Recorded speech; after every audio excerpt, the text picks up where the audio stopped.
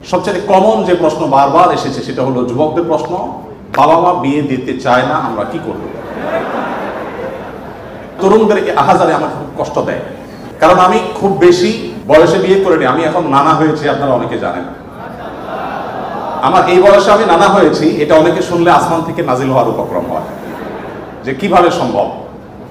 তো আমি বলি, আমি আমার সংসার জীবন গোছানো শেষ। আমি এবং আমার মিসেস সহ বাকি জীবন আরামের সাথে দেশ বিদেশ যদি ঘুরেও বেড়াই, আল্লাহ বিল্লাহ করে বাকি জীবন কাটিয়ে দিই, আমার কোনো টেনশন নাই, কারণ আমার সংসারের সব সেট আপ করা শেষ। সে সমস্ত মানুষদেরকে দেখে আমার করুণা হয়, মায়া হয়, যারা আর্লি ম্যারেজকে দোষণীয় মনে করে তারা অনেক বেশি দেরি করে তথাকথিত নিজের পায়ে দাঁড়ানোর কথা বলে 30-35 পার হওয়ার পর বিবাহ শাদী করেন। এই মানুষগুলো তাদের ছেলে মেয়ে হইতে হইতে, প্রথম তো আবার ছেলে মেয়ে নেওয়া যাবে না, একটা লম্বা সময় এনজয় করতে হবে, 40-এর পর হয়ে যায় ছেলে মেয়ে হতে হতে। এরপর এই ছেলে পড়ালেখা করে গ্রাজুয়েশন করতে করতে 55-60 ছুঁই হয়ে যায়, ততক্ষণে সংসারের ঘানি টানতে থাকে। আল্লাহ না করুন ছেলেটা যদি অমানুষ হয়, এই বেচারা বৃদ্ধ বয়সে আর যাওয়ার কোনো উপায় নাই। আবার সন্তান তো একটা বা দুইটা বেশি নেওয়া যাবে না, তাহলে তার দুঃখের কোনো শেষ আছে? আর আমার সবকিছু কমপ্লিট। এখন ছেলে মেয়ে যদি বেশি বেতাল হয়, বেলাইন হয়, সোজা কানটা বলে দিয়ে দরজা দেখা দিতে কোনো অসুবিধা নাই, কারণ আমার সেকেন্ড, থার্ড, ফোর্থ অপশন আছে, অনেকগুলো সন্তান আছে। আর দ্বিতীয়ত আমার বয়সে এখনো অনেকখানি বাকি আছে। যাই হোক, আমি সেদিকে যাচ্ছি না। আমি যেটা বলছিলাম সেটা হলো ছেলেদের, এই বেচারাদের যে অসহায়ত্ব, এটার কথা কেউ বলে না। দেখেন, আমিও নারীদের ওয়াজি করে গেলাম, ছেলেদের অসহায়ত্বের কথা একটু বলি। এই বেচারারা যতদিন বাবার সংসারে থাকবে, তোমার ঘানে তুমি টানো, বাবা মা বাধ্য না। মেয়েকে কিন্তু এটা বাবা বা মা বলতে পারেন না। এরপর যখন বিয়ে হবে, বিয়ের সময় ওই যে ছেলেরা চিরকুট নিয়ে আসে, হুজুর একটু বলে দেন আমার আব্বা এখানে আছে।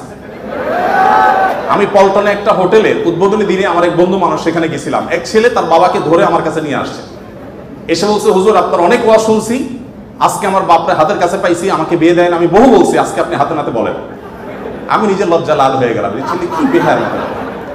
যাই হোক, তো এই বেচারারা বিয়ে করতে যাবে, বাপ বলে যে কি করো তুমি, বিয়ে করবে মানে টাকা কামাই করো। মেয়েদের বিয়ের সময় কি বাবা মা এটা বলে তুমি কয় টাকা কামাই করছো তোমার বিয়ে দিব?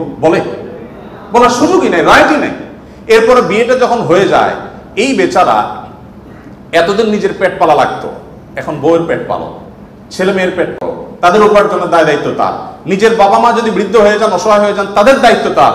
বাপের বাড়ি যাওয়ার সময় বাজারটা তার করতে হয়, শ্বশুর বাড়ি যাওয়ার সময় মিষ্টির প্যাকেটটার টাকাও তাকে দিতে হয়। শতভাগ খরচ ছেলে, আর বাপের সম্পদে পাবে হলো 2 টাকা 2 আনা, আর মেয়ে পাবে 1 টাকা। তার অন্যের খরচ তো দূরের কথা, নিজের খরচই তার উপরে বর্তায় না।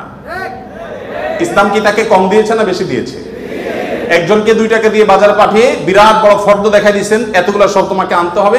আরেকজনকে 1 টাকা দিয়ে বললেন যে তুমি শুধুমাত্র এই টাকা দিয়া যা খুশি তা করতে পারো। তাহলে এই 1 টাকা যাকে দেওয়া হয়েছে তার অধিকার কি কম দেওয়া হয়েছে না বেশি দেওয়া হয়েছে? আল্লাহর সাথে পাল্লা দিলে গোল্লা যাওয়া ছাড়া কোনো উপায় থাকে না। যারা নিজের বিবেক দিয়ে আল্লাহ সুবহানাহু ওয়া তাআলার বিচারকে, বিশ্লেষণকে বিচার করতে চায়, তারা আল্লাহর উপরে যে খোদার উপরে খোদাগিরি বলে, যে সে মূর্খতা ছাড়া কিছুই করছে না। আমি শ্রদ্ধা রেখে তাদের প্রতি এটা বলতে বাধ্য হলাম। যাই হোক, আমি যেটা বলছিলাম যে নবী সাল্লাল্লাহু আলাইহি ওয়াসাল্লাম মেয়েদের সম্পর্কে এত কথা বলেছেন, দেখুন যে মা হিসাবে মেয়েদের মর্যাদা এত বেশি। ইমাম মালিক রাহমাতুল্লাহ আলাইহি একটি চমৎকার কথা বলেছেন। তিনি বলেছেন যে আল আম্বিয়া আবুল বানাত, আপনারা অবাক হবেন, যত নবী রাসূল পৃথিবীতে এসেছেন বেশিরভাগ নবী রাসূলদেরকে আল্লাহ তাআলা ছেলে সন্তান না দিয়ে মেয়ে সন্তান দিয়েছেন।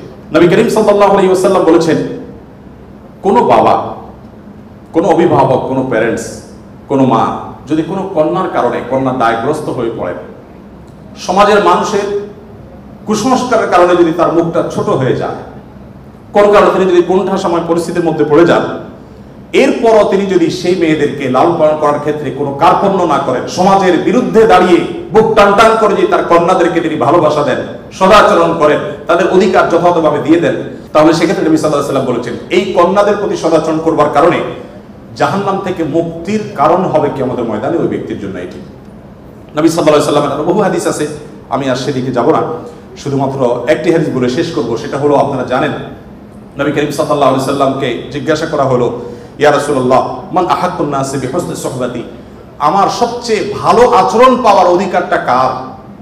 নবীজি সাল্লাল্লাহু আলাইহি সাল্লাম বলেছেন উম্মাক, তুমি সবচেয়ে ভালো আচরণ করবে তোমার মায়ের। এরপর জিজ্ঞাসা করা হলো, হে আল্লাহর রাসূল তারপর? আপনারা জানেন হাদিসটি খুবই প্রসিদ্ধ হাদিস। তিনি বলেছেন তারপর তোমার মায়ের। জিজ্ঞাসা করা হলো তারপর, এরপরে বললেন তারপরও তোমার মায়ের। এরপর সাহাবী যখন জিজ্ঞাসা করলেন ইয়া রাসূলুল্লাহ তারপর, এরপর বললেন তোমার বাবা। আপনারা অনেকে শুনেছেন ডক্টর জাকির নায়েক, তিনি এই হাদিস প্রসঙ্গে বলেছেন আল্লাহ নবী সাল্লাল্লাহু আলাইহি সাল্লাম গোল্ড মেডেলটাও দিলেন মাকে, তারপর সিলভার মেডেলটাও দিলেন মাকে, ব্রোঞ্জটাও দিলেন মাকে, বাবাকে দিলেন একটা সান্ত্বনা পুরস্কার। এরপরে যদি কেউ বলে যে ইসলাম নারীদেরকে ঠকিয়েছে,